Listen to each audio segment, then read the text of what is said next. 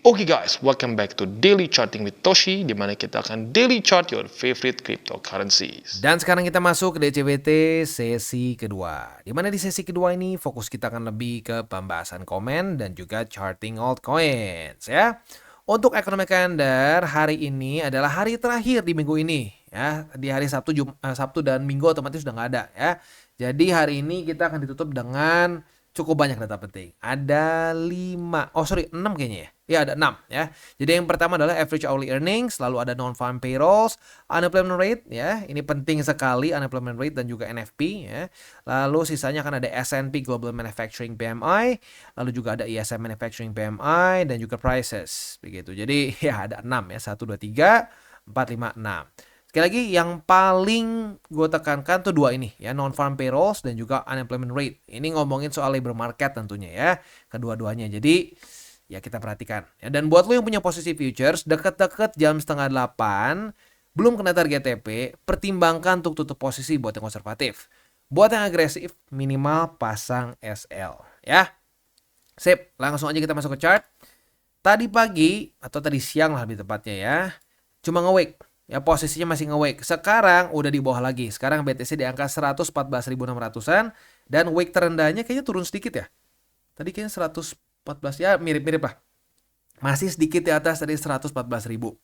Ya kita lihat besok lah. Kita lihat besok apakah dia bisa tetap masuk lagi ke si Bollinger Band atau enggak. Karena kalau sampai dia nggak masuk dan ya signifikan daily closing di bawah dari lower band, ada potensi bisa seperti reverse riding the upper band ya. Kalau riding the upper band kan senang tuh ya. Wah naik. Nah nanti berapa hari nih?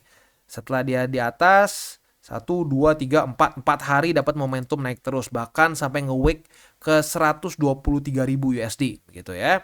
Nah tapi ini juga bisa kejadian kebalikannya. Kalau jebol dari lower band, nah bisa seperti ini. Apa termnya ya, termnya ndelosor with lower band gitu, nggak tahu lah apa ya, itu gue buat bahas sendiri karena ya sebenarnya efeknya sama kayak riding the upper band, tetapi versi kebalikannya, makanya gue bilang kayak reverse riding the upper band begitu. Mungkin ada technical termnya cuman gue nggak tahu apa ya, gue cuma ingetnya riding the upper band. Nah bisa seperti di sini nih, saat jebol dan dia nggak berhasil masuk lagi ke si lower band atau masuk lagi ke Bollinger Band in general, bisa keterusan momentumnya begitu ya. Jadi ya kita lihat dalam beberapa hari ke depan apakah ini akan terus ndelosor atau enggak begitu ya. Dan ya suka nggak suka, trigger utama ini terjadi adalah karena fundamental. Kita sudah mengingatkan berkali-kali ya. Udah seminggu ke belakang kita terus ngingetin, udah kayak emak-emak tuh ya. Hati-hati tanggal 31 dan tanggal 1 Agustus. Ya, jadi tanggal 31 Juli dan 1 Agustus akan banyak bumbu fundamental yang bisa mengguncang market. Sayangnya bumbunya ekstra pedas dan bikin drop begitu ya. Ya dan ya sekali lagi yang bagi yang nebak-nebak akan pasti ngepam, sedih kan? Tapi jangan salah, lu yang nebak-nebak bakal turun juga hati-hati. Kalau tebak-tebakan itu nggak akan pernah berbuah. Ya tugas kita tuh bereaksi terhadap market ya. Dan ya akhirnya sesuai kan? Ya dia ternyata hasilnya jelek ya turun begitu ya. Sekali lagi gue ingatkan, jangan percaya sama namanya tebak-tebakan. Mau tebak-tebakan bullish maupun tebak-tebakan bearish. Gitu, nggak ada yang seperti itu. Tugas kita sekali lagi apa? Seperti yang gue tadi katakan di depan, bereaksi, bukan nebak. Karena kalau nebak, at some point akan salah. Gitu. Ya, tapi kalau kita bereaksi, ya kita nggak akan salah. Kita mempersiapkan segala macam jenis senarionya. Gitu. Ya. Sip. Langsung aja kita masuk ke BTCD ya. Tipis-tipis aja. BTCD kita udah bahas tadi pagi juga. Sekarang mulai retest ke MA20. Lagi retest nih bahkan ya, lagi retest. Ya balance sheet sayangnya kan drop ya. Dropnya juga signifikan lagi. Ya ini menunjukkan bahwa kita kembali bergeser ke lampu merah. Tadinya kan udah kuning nih, ya udah bagus. Ada pertanda-pertanda perlawanan dari dalam The Fed-nya sendiri. Ada yang ada yang mulai beda nada dengan Bang Jerome. Ya lalu Trump menyatakan si Jerome siap untuk menurunkan interest rate. Ternyata faktanya tidak jadi turun, balance sheet juga dibanting. Jadi sekali lagi kita geser ya, dari lampu kuning ke lampu merah lagi. Karena ya faktanya datanya tidak mendukung. Begitu. Nah harusnya kita tuh trading seperti ini. Ya, pakai fakta data statistik. Kalau faktanya dan datanya tidak mendukung ya jangan berbohong gitu ya. Atau jangan ngomong berbohong lah. Jangan mengada-ngada gitu ya. Sip. Langsung aja kita masuk. Remindernya apa? Ya harus sudah hafal sih ya buat yang sudah sering nonton DCWT. Ya, remindernya keep it at max 60-40. Ya tentunya 40%-nya adalah di Alt 60-nya BTC. Supaya apa? Supaya BTC bisa menjadi fondasi lo. Jadi nggak hancur gitu ya. Oke, langsung aja ke komen. Yang pertama dari Bro Imam Wahyudi. Bang Toshi, udah DCA dari harga 99.000 USD. Izin SOPTP Bang, masih hold BTC plus 17% dan ETH plus 45%. Selamat bertuai, mantap ya. Nah sekali lagi, SOPTP sebenarnya ETH kita kan udah dapat kemarin ya. ETH dapat, XRP dapat, BNB dapat, BNB dapat. Lalu satu lagi apa yang kemarin? Adalah beberapa lah, gue udah lupa spesifiknya apa aja. Ya yang nggak tahu, moga-moga kemarin TP begitu ya. Ya intinya sih sekali lagi SOPTP setiap orang bisa berbeda-beda, tapi yang penting harus punya begitu ya. Ya sudah, sekarang kan lagi turun lagi nih, ya silahkan dinikmati kesempatan untuk DCA-nya lagi gitu ya. Mantap, kemarin dikasih kesempatan TP, sekarang dikasih kesempatan lagi DCA ya, bersyukur. Mantap. Next dari Carousel, ini nggak tahu kenapa ya suka ngedouble begini nih YouTube belakangan ya. Benar banget ya Om, tidak ada kepastian di market. That's totally bullshit. Yes, benar sekali. Tidak ada yang pasti di market. Satu-satunya yang pasti adalah ketidakpastian itu sendiri.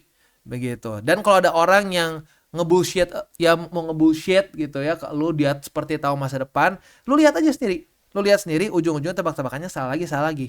Begitu. Nah makanya sekali lagi, seperti yang tadi gue katakan di depan, ya, untuk yang ketiga kali di video ini, tugas kita itu bereaksi terhadap market. Ya, bukannya nebak. Kalau nebak, ya ujung-ujungnya lu nggak selalu, lu akan bukan nggak selalu, lu akan tidak siap. Lu akan selalu tidak siap dengan skenario yang dimana kebalikan dari yang lu tebak. Gitu, karena lu kan nebak pasti begini. Taunya nggak kejadian, bengong. Aduh, gimana nih? Ya panik. Kalau udah panik pakai perasaan, kalau udah pakai perasaan, hancur deh. Trading pakai perasaan itu adalah resep tercepat untuk kita boncos ujung-ujungnya, ya. Next dari Harry Motivation. Thank you, update bermanfaatnya kok. Sebelah kebakaran jenggot. Ya, kemungkinan besar yang nebak bakal ngepam. Ya, makanya sekali lagi jangan ditebak. Ya. Nah, tapi yang berbahayanya apa? Yang nebak turun sekarang mungkin lagi ngerasa, wah gua dewa nih. Nanti waktunya tiba-tiba nggak sesuai sama tebakan lagi, panik lagi. Gitu. Next. Dari Firly Amanda, thanks Margex dan TCI, price poolnya sudah cair, mantap ya. Buat yang kemana sempat tanya di grup, ini udah ada update-nya ya. Jadi buat yang sudah masuk ke top 10-nya sudah dibagikan hadiahnya ya. Jadi ya ini kerjaan Sato sebenarnya. Jadi Sato mencoba untuk kalau bisa setiap kali ada kerjasama dengan exchanger tuh ada program-program yang bisa menguntungkan juga begitu ya untuk para penonton TCI begitu. Jadi ya sekali lagi, buat lo yang sudah dapat si prize pool dari Margex X TCI ya silakan dinikmati ya. Ya tinggal ya, tapi gini, pastikan satu hal. Kalau sampai ada event tertentu, lo jangan sampai dipaksa kalau belum bisa. Misalkan kayak kemarin kan ini event futures. Nah, kalau lo masih newbie jangan dipaksain begitu. Ya, tapi kalau memang lo sering trading futures juga, ya monggo dimanfaatkan begitu ya. Next dari Ayas Cypher. Kata Bang Toshi, all season bakal ada setiap cycle 4 tahun sekali. Gini, ada tapi mini, paling yang selalu ada tuh mini. Ya, kalau yang altcoin season besar mungkin tidak terjadi. Mungkin aja. Kalau makroekonomiknya tidak mendukung begitu ya. Seperti ya 2021 dan seterusnya, enggak sih. Dari 2019 bahkan dari 2019 sampai 2021 dan di sebelumnya lagi tuh aduh gue lupa tahunnya berapa. Tapi intinya apa? Intinya tidak pasti akan ada altcoin season yang sebesar di masa-masa itu. Harus ada makroekonomik yang mendukung gitu. Apakah tahun ini atau tahun depan bakal ada alt season Bang? Atau sudah bear market kripto ini? Kalau secara teori cycle, tahun depan sudah bear market. Bahkan sebenarnya dari ya arguably November atau Desember kita sudah masuk ke dalam tahun bear market. Sekali lagi secara teori cycle ya. Ada pemilik exchange kecil bilang katanya tahun depan The Fed bakal 6 kali cut rate. Jujur gue gak percaya kayak pemilik exchange itu. Gini ya, andaikan sampai cut rate di tahun depan pun. Cut rate itu bukan jaminan kita pasti akan masuk ke pasti akan masuk ke altcoin season. Begitu, karena kalau telat itu tetap akan masuk ke bear market. Contoh, ini di point out dulu sama Bro Rico Naru nih, gue happy banget ya. Ini benar-benar data yang bagus sekali ya. Jadi kita bisa di sini kita lihat interest rate. Interest rate turun pasti kita lebih subur, tidak juga Ya, pada faktanya kita bisa lihat sini di 2007 ya, ini financial crisis di US gara-gara subprime mortgage ya. Apa yang terjadi? Ini kurang turun apa lagi? Basically ke 0 ya, 0,26% interest rate. Tapi lihat, S&P tetap masuk ke bear market. Gitu. Dan itu juga terjadi di tahun 2000. Gitu. Nah, ini kenapa bisa seperti ini? Karena telat. Nah, ini yang di warning oleh Christopher Waller.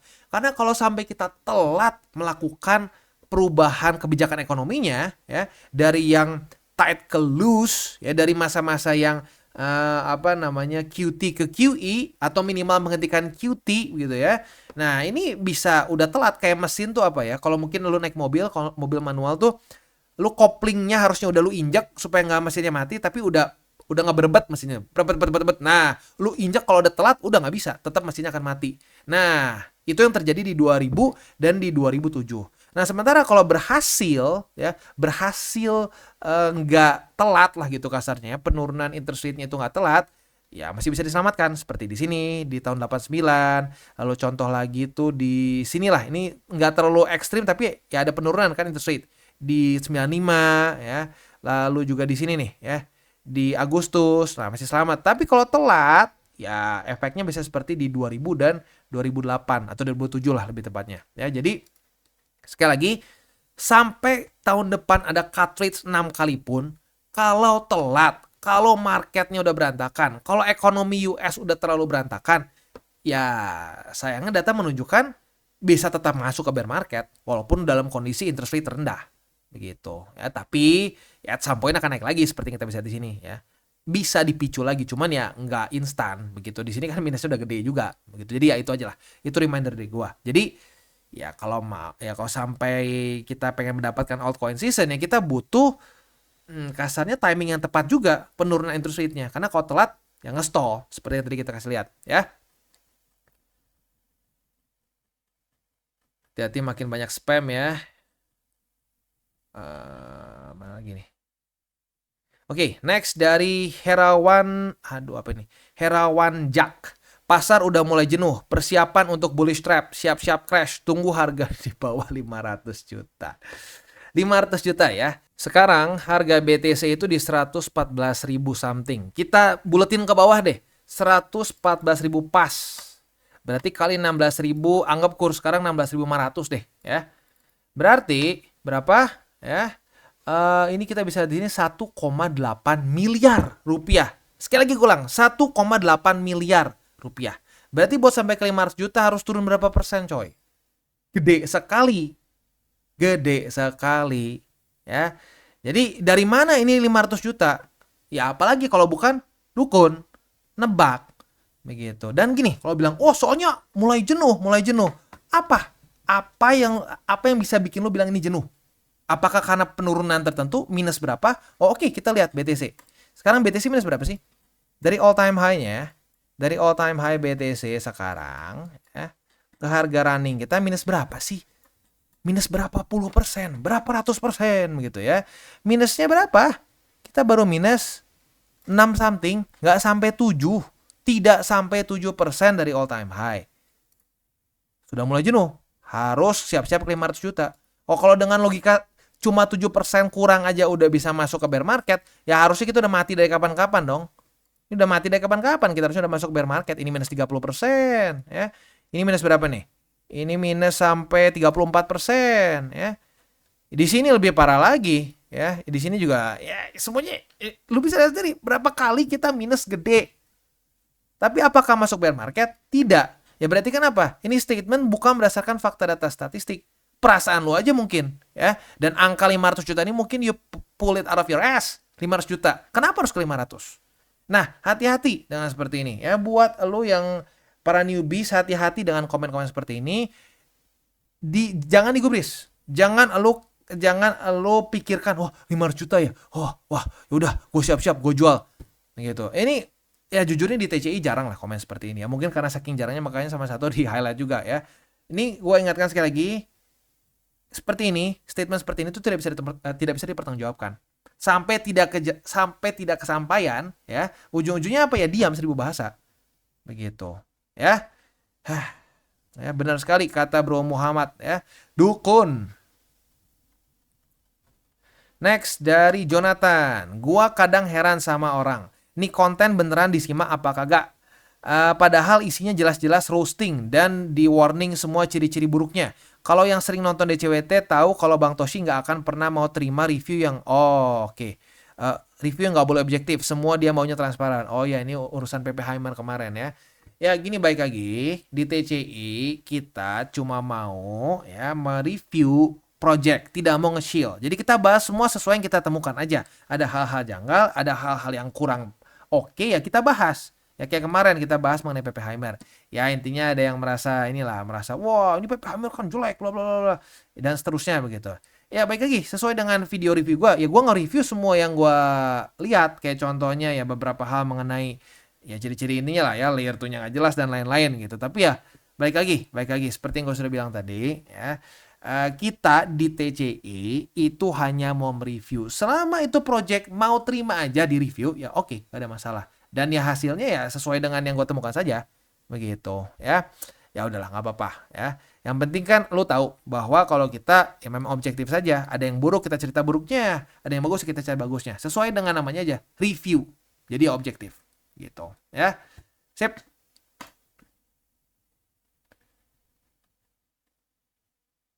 Next dari Dwianto Setia.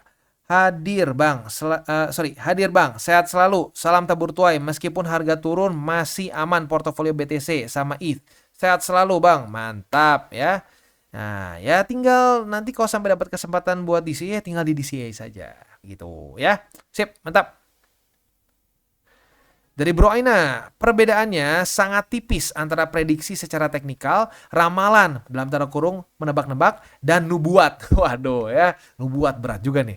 Kita harus pahami perbedaan itu. Karena tebak-tebakan ya ujungnya kalau benar ya kebetulan, kalau salah jadi debu.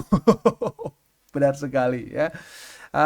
Fenomena sekarang, para dukun sudah mulai pada buntu. Koar-koar lebih baik DCA katanya. Lah, gimana dukun? Katanya DCA dulu buat orang goblok katanya. Ya, cuma orang goblok yang DCA. Katanya kalau itu ciri-ciri orang nggak bisa TA katanya, nggak bisa analisa. Lah sekarang bilang DCA. Ya itulah dukun.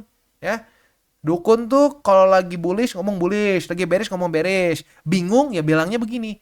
DCA. Padahal sebelumnya ngomong DCA buat orang goblok. Ya, baik lagi. Mulai paniklah mereka. Ya paniklah. Salah mulu. Ya itulah upah dari tebak-tebakan. Ya. Tebak-tebakan ya benar, kalau sampai benar ya kebetulan, kalau salah jadi debu. Masanya belakangan jadi debu terus mungkin ya. Makanya mereka jadi panik. Makasih Matoshi dan tim. Sukses untuk kita semua dan salam tabur tuai. Sip.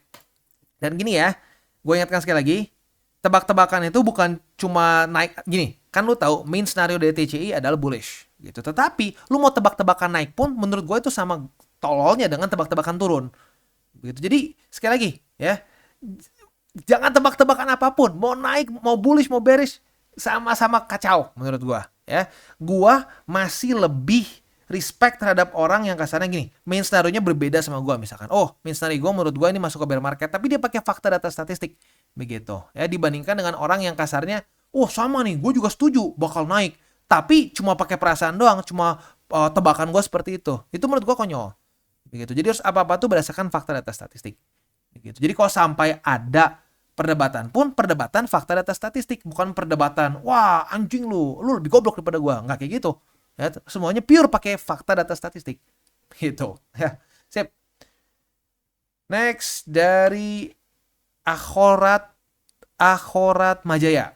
Udah kapok mak, liquid terus padahal sudah profit karena ikut buy limit dari mak, tapi pas kena target TP diperingatin buat apa ya yang sorry tapi pas kena target TP diperingatin buat TP malah nafsu buat lanjut. Aduh.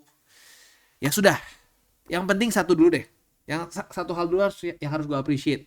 Satu hal yaitu apa? Lu menyadari ada kesalahan. Karena banyak orang udah minus masih nggak mau menyadari kesalahan. Ya itulah minimal. Ya lu menyadari salah. Ya tinggal selanjutnya lu belajar dari kesalahan. Ini kan udah sekali ini udah salah. Jangan salah lagi di tempat yang sama. Next time kalau sudah ada target TP ya dipasang. Jangan sayang takutnya lebih tinggi lagi. Sayang takutnya lebih rendah lagi. Ya karena percaya udah berapa banyak orang yang tadinya sudah profit besar, ya ujung-ujungnya nggak jadi profit malah minus lagi karena begini. Ya sudah sekali lagi jangan mau rugi. udah dapat rasa sakitnya dijadikan pembelajaran supaya tidak kena lagi ke depannya gitu. Ya, karena ingat, kita manusia, kita dikasih nalar ya. Yang jatuh di lubang yang sama terus itu hanya keledai gitu. Beres. Oke, itu aja kurang lebih ya untuk pembahasan komen. Selanjutnya kita tinggal masuk ke buy limit. Tetapi sebelum kita masuk ke buy limit, seperti biasa gue akan disclaimer dulu bahwa semua konten dari TCI bukanlah financial advice. Ini semua bentuknya adalah edukasi ya. Lalu bagaimana cara untuk mendukung TCI? Ada banyak caranya. Lo bisa like our video, bisa share our video, atau juga bisa menggunakan link referral kita di bawah. Dan sekarang kita akan dengar dulu pesan-pesan dari sponsor kita pada hari ini. Oke, today's video is brought to you by Bybit. Di mana di Bybit ini kita bisa melakukan berbagai macam hal ya, mulai dari yang newbie sampai yang sudah advance. Buat mungkin lo merasa bahwa aduh bang, gue masih nggak ngerti nih TA, gue masih nggak ngerti charting dan seterusnya, tapi pengen akumulasi, pengen DCA murni, bisa lo tinggal masuk ke sini one click buy, di mana lo bisa pilih lo mau pakai apa ya fiatnya, lo tinggal pilih juga asetnya apa ya. Misalkan lo pengen akumulasi BTC, misalkan setiap hari Senin jam 7 pagi, misalkan gue pengen akumulasi BTC sebesar 100.000 rupiah misalkan ya, lu bisa langsung lakukan di sini. Bisa peer to peer, bisa Dana, Bank BRI dan lain-lain. Ini gila ya, bisa pakai BCA Mobile dan seterusnya. Jadi Bybit ini memang cocok banget buat orang-orang yang tinggal di Indo ya, bisa langsung pakai bank-bank yang memang sudah biasa kita pakai di Indo ya.